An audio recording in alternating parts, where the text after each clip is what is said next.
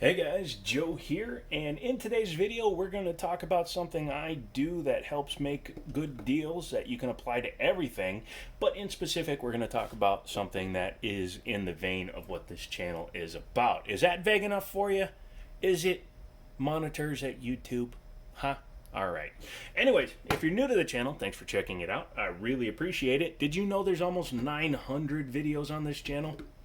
There are, so you should check some of them out. It's not just the firearms, it's also computer stuff, it's tech stuff, it's hunting and finding, not hunting like deal hunting, finding stuff, video games, all that good stuff. And I'm actually working on some new videos as we speak, which will be outside the normal realm of what I've been doing for the last year and a half. So become a member, join down there, subscribe, whatever you got to do to help the channel grow, and we will make this place friggin' awesome. So with that in mind, let's talk about what we're going to talk about today.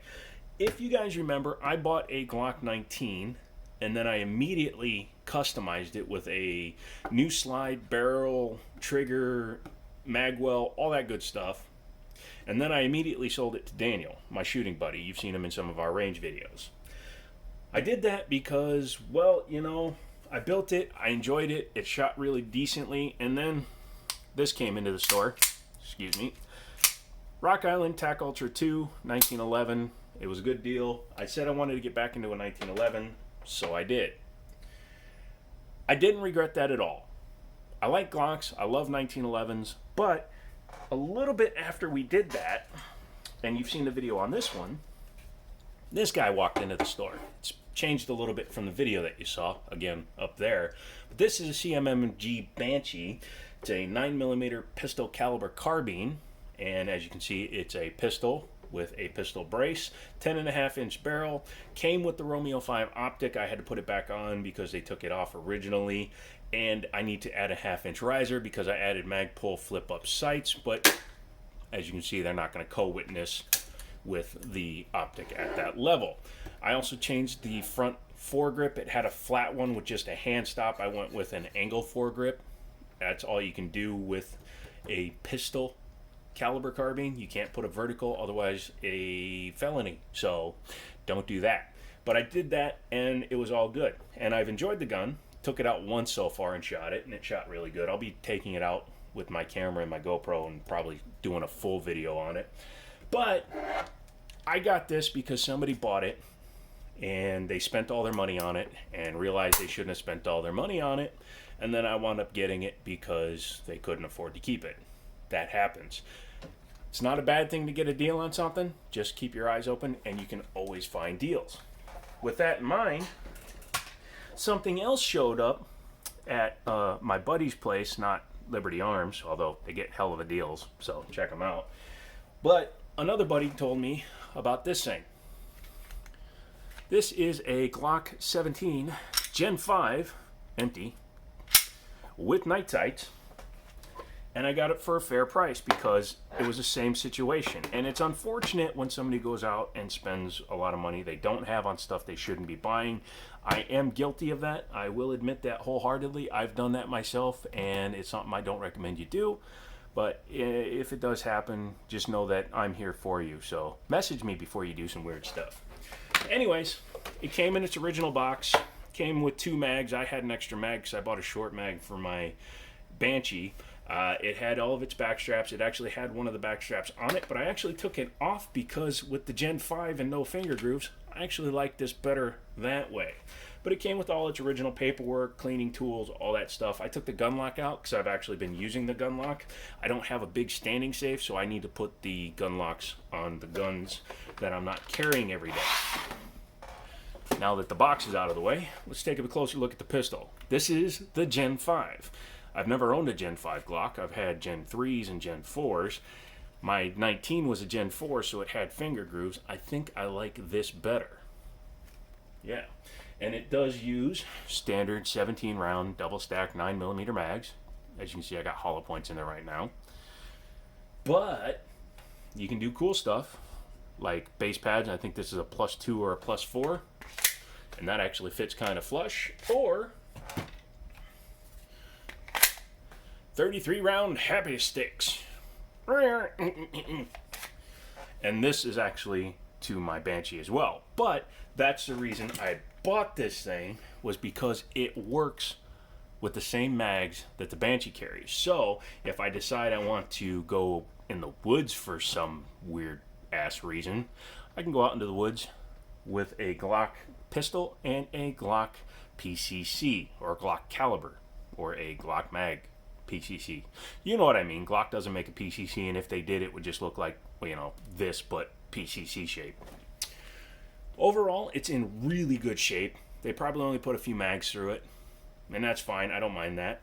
A couple of cool things about it being a Glock Gen 5 is that it is ambidextrous. So for me, I know it's a little weird, but I like to practice shooting lefty as well as righty. So just in case I were to ever, you know, have a stroke or something happens to my health, or my nerve damage gets too bad so I have to use the other hand, I want to be proficient on both sides, and having ambi slide locks help that.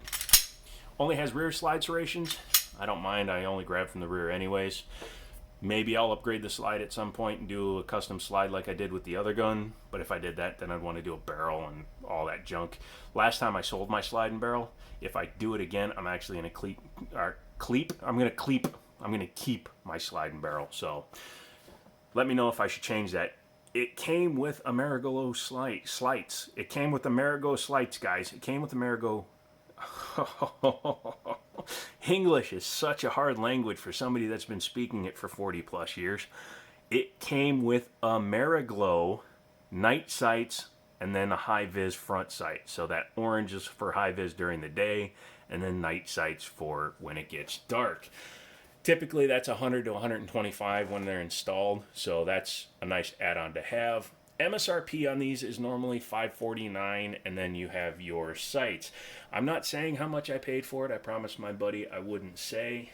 Needless to say, I got a hell of a deal. So this is one that's going to stay as an investment almost, kind of. It's one of those things where if something else came along that I really wanted, I could use this to help pay for it. So this is an investment.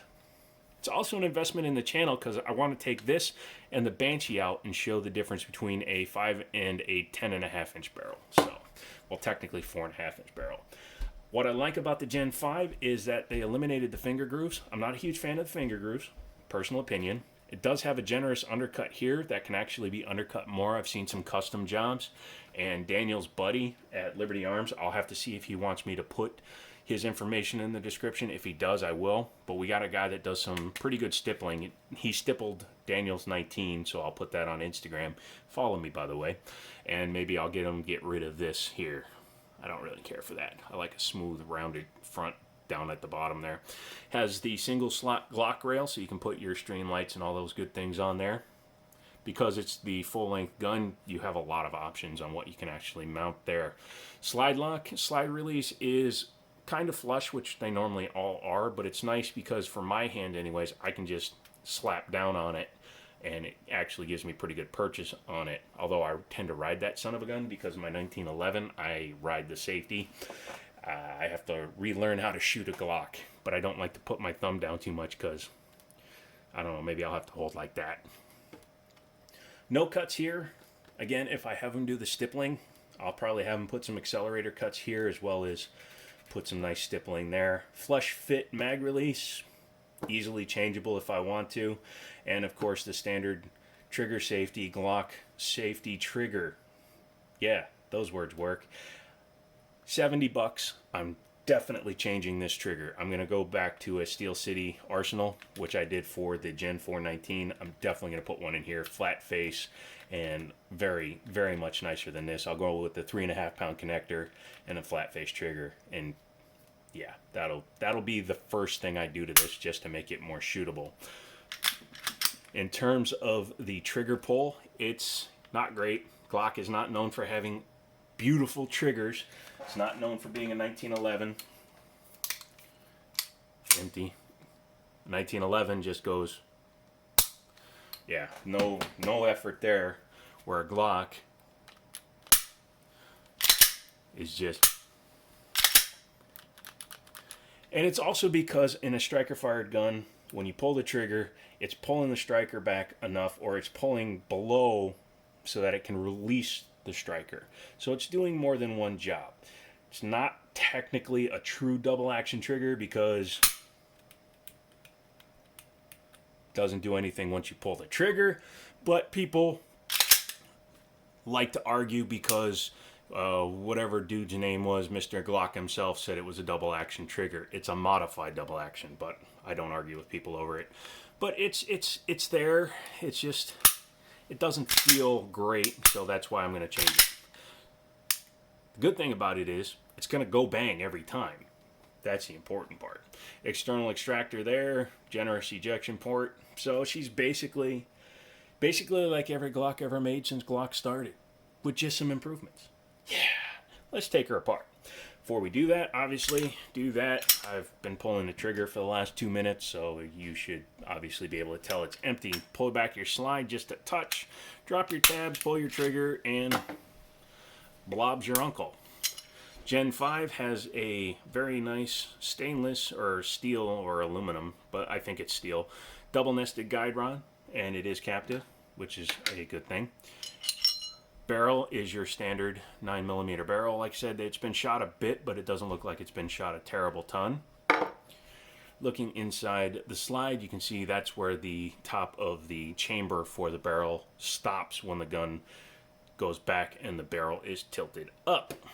Drop safety right there, striker tube there, striker plate there. Super easy to work on. And like I said, if I decide to build another one, it'll be super easy. Taking a look at the frame, this actually has 3 sets of guide rails because it is a longer pistol, and you know what? I approve.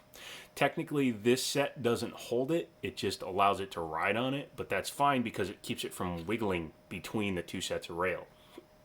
They are steel all the way back, and as you can see, it is a double yoked slide lock, so it's not the one strong, one weak version, which I don't like.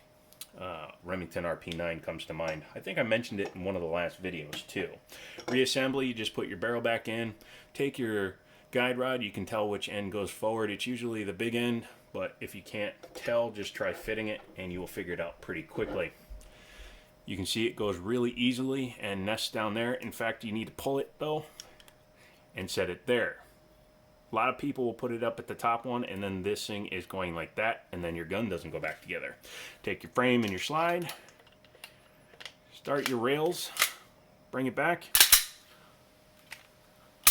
done.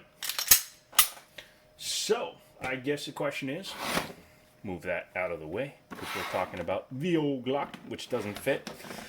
What do I think of the Glock 17? Well, I owned one for a day before and I sold it, so I'm glad to have one in my collection. I'm glad that we're actually getting a few extra firearms to shoot, so then I can do better